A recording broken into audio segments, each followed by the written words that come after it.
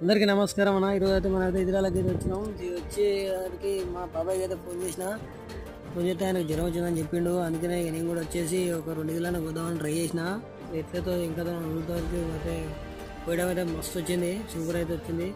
Try చేసిన. మా బాబాయ్ ఫోన్ చేసి చెప్తే మా బాబాయ్ కూడా వీడియో కాల్ చేసి చూసి షాక్ అయ్యిండు. డబ్బుని ఇట్లా వచ్చిందంటే అసలు నమ్మలేదు.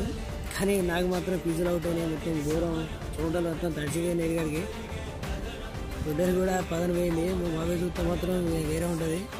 అంటే ముందు ఇంకో ఇది ఉన్నాయి, దాన్ని కూడా కొడదామని ఈ చికెన్ అయితే నెరిసేసి రాకున్నాను. ఇది రాకిన తర్వాత గడ్డి కూడా రాకేసి ఇది ముందున్న ఇదైతే పోయాలి.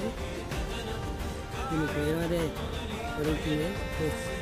చూడండి, దీన్ని ఎట్లా కోసాను, దీన్ని కూడా బాగానే కోసాను. చూడొచ్చు.